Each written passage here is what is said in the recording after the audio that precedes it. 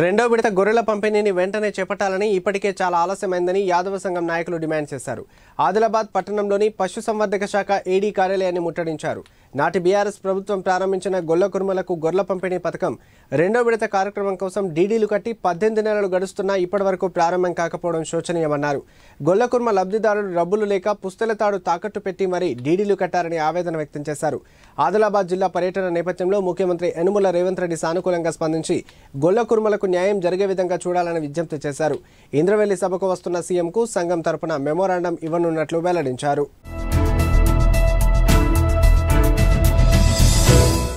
ఇప్పుడు last 2022 September అక్టోబర్లో ఏంటంటే గవర్నమెంట్ మా మంత్రివర్యులు కానీ మా డైరెక్టర్ సారు మళ్ళీ కలెక్టర్ వీళ్ళ ఆదేశాల ప్రకారం ఇక్కడ కూడా ఫార్మర్స్ మేము మీటింగ్ కూడా కండక్ట్ చేసి డీడీలు కట్టని చెప్పడం జరిగింది.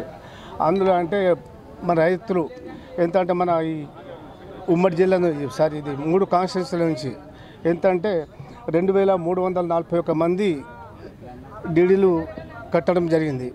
అందులో ఏంటంటే మనం 567 మొన్న లేటెస్ట్ దాదాపు అంటే ఈ అక్టోబర్ కంటే ముందు 3-4 మందిలో 567 మందికి మనము గ్రౌండింగ్ చేసి ఇవ్వడం జరిగింది. మొత్తం ఏంటంటే ఇక్కడ మాకు 133 సొసైటీస్ ఉన్నాయి.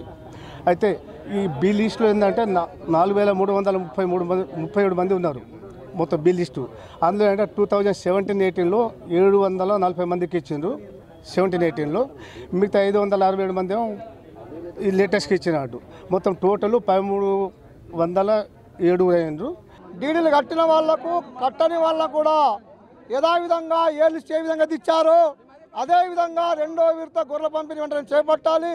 చేపట్టినట్లయితే కలెక్టరేట్ ముట్టడిస్తాం, లేకపోతే మన గౌరవ ముఖ్యమంత్రి రేవంత్ రెడ్డి గారు ఇంద్రవెల్లికి రావడం జరుగుతూ ఉంది. అక్కడ కూడా మేము శాంతియుతంగా మేము మెమోరాండం ఇస్తాం. వెంటనే గొర్రెలకు కుర్మలను ఆదుకొని ఇంతకుముందు ఏ విధంగా అయితే ఇచ్చారో బీ లిస్ట్లో ఉన్న వాళ్ళు, డీడీలు కట్టిన వాళ్ళు, డీడీలు కట్టని వాళ్ళు కూడా ఎవరైతే ఉన్నారో వాళ్ళందరికీ రెండో విడత గొర్రెల పంపిణీ చేపట్టేంత వరకు గొల్ల కుర్మలం అందరం ఏకమై మరి అసెంబ్లీని కూడా ముట్టడిస్తాం. ఖచ్చితంగా రేవంత్ రెడ్డి గారి దగ్గర కూడా వెళ్తాం. మరి డీడీలు కట్టి నష్టపోయినరు, అప్పుల పాలైనరు, బాకీల పాలైనరు. సంవత్సరం అయింది కాబట్టి ఖచ్చితంగా సంవత్సరం